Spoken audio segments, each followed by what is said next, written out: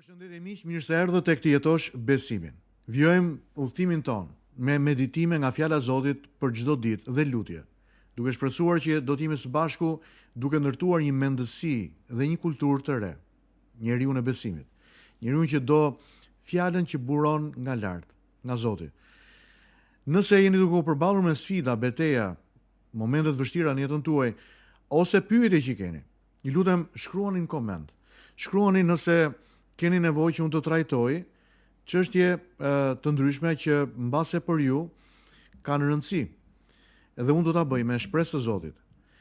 Sepse besoj që në këtë udhtim të gjithë jemi thirrur që të jetojmë me kuptim dhe çdo ditë mund të ndriçohemi nga fjala e Perëndis. Dhe nëse kanë qenë bekim këto meditime gjatë gjithë këtyre ditëve, këtyre muajve të parë të vitit për ju, ju lutem shkruani në koment që po, ka qenë bekim për mua, pastor. Faleminderit për inkurajimet, për mesazhin, për nxitjen në udhimin tim shpirtëror. Gjithashtu edhe një herë, nëse jeni duke përballur me çështje dhe tema që do të kishit nevojë që unë t'i trajtoja në meditimet e ditëve në vijim, ju lutem shkruani temat, jo në inbox, sepse nuk lexoj inboxet edhe mesazhet që vijnë, por në koment. Shkruani dhe menjëherë do të kemi mundësinë që gjatë ditëve në vijim të mund t'i shikoni të trajtuara këto tema. Sot do flas për mëshirën dhe pamëshirën, mungesën e saj. Për njeriu e mëshirshëm, i cili është i gatshëm të falë dhe të jap mëshirë dhe të jetë i mirë me të tjerët, dhe për të kundërtën e tij, njeriu i cili nuk fal dhe nuk i jep mëshirë. Pra sot miq, do të jem duke ndarë për ju një nga shëmbulltyrat fantastike që Krishti ndan me njerëzit, shëmbulltyra e shërbëtorit të pamëshirshëm, falja që kemi marrë dhe falja që duhet të japim. Mateu 18 vargu 33, aty gjejmë të shkruar: a nuk duhej edhe ti të kishe mëshirë për shokun tënd, ashtu siç pata unë mëshirë për ty? Në këtë shëmbulltyrë Jezusi na përball me një kontrast tronditës. Një shërbëtor, të cilit i falet një borxh i jashtëzakonshëm, por më pas ai refuzon të falë një borxh shumë të vockël shokut të tij. Ky njeri e pranoi hirin, faljen, por nuk e transmetoi atë.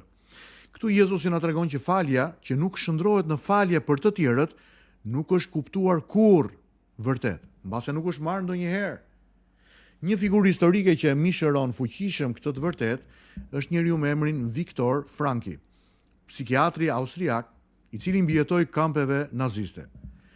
Ai humbi familjen, dinjitetin njerëzor dhe çdo siguri të mundshme, por nuk humbi lirinë e brendshme për të mos u bërë rob i urrëties. Diku ai shkruan: njeriu mund t'i merret gjithçka përveç një gjëje: liria për të zgjedhur qëndrimin e tij. Frankl kishte kuptuar që falja nuk është justifikim i së keqes, por refuzim për të jetuar nën fuqinë e së keqes, e cila sundon zemrën. Ai e dinte që nëse bëhesh i pamëshirshëm, atëherë jep fitores së keqes një formë të re.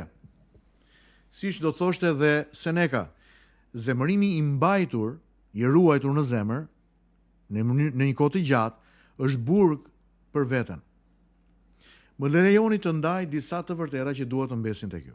E para, falja që marrim është themeli i faljes që i japim. Shërbëtori ishte i falur nga një borxh i pamundur për të shlyer. Kjo është pamja e mëkatit ton përpara Zotit. Nëse kuptojmë sa shumë na është falur ne, falja ndaj të tjerëve bëhet përgjigje natyrore. E vërteta e dytë, mëshira nuk është opsion moral, por domosdoshmëri shpirtërore. Jezusi nuk e sheh faljen si virtyt fakultativ, por si provë të vërtetësisë së besimit. E vërteta e tretë, mosfalja shndron njeriu nga i falur në rob, në sklav. Shërbëtori që ishte i lirë nga borxhi u bë përsëri i burgosur, jo për shkak të borxhit të vjetër të tij, por për shkak të mosfaljes, për shkak të gjendjes së zemrës së tij. Agustini do të shkruante: të mbash inat është të pish helm dhe të presësh që tjetri të vdes. Interesante apo jo? Shoqëria jonë është e shpejtë për të kërkuar të drejtat e saj dhe ngadalt për të dhënë falje, mëshirë. Ne kërkojmë drejtësi për veten dhe harrojmë mëshirën për tjetrin. Hannah Arendt do të thoshte, pa falje njeriu mbetet i bllokuar në pasojat e së kaluarës. Franki na kujton që falja nuk e ndryshon të kaluarën, por çliron të ardhmen tënde. Ndaj më lejoni t'ju pyes në mënyrë praktike. A je duke jetuar si njëri i falur apo si një kreditor moral? Apo kërkon mëshirë për veten dhe drejtësi të rrep për të tjerët?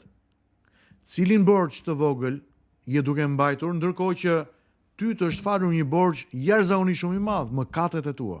Falja sot mund të duket kështu: të heqësh dorë nga e drejta për hakmarrje, të ndalosh së rikthyeri plagën në mendimet e tua, të zgjedhësh paqen mbi krenarin.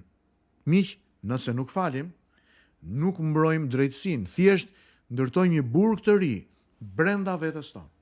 Ndaj miq, me këto të vërteta në mendje, mbas edhe këto pyetje, le vim përpara Zotit dhe t'i lutemi atij sot. Zoti i dashur, më kujto çdo ditë se sa shumë ti më ke falur. Më çliro nga zemra e ngurë dhe më jep një zemër të butë që fal, siç unë jam falur të fal të tjerët. Mos më lër të jetoj si sklav i së kaluarës sime, por si një njeri që është bërë i lirë nga gjaku i Jezusit, birit tënd, nga hiri yt. Bekoj burrat dhe gratë që janë duke më ndjekur sot. Mbroj dhe udhëhiqi në udhën e besimit. Dhe ndihmoj që të jetoj një jetë të virtytshme, një jetë që fal dhe që bekon. Na ndihmo gjithë sot o Zot, në emrin e Jezusit.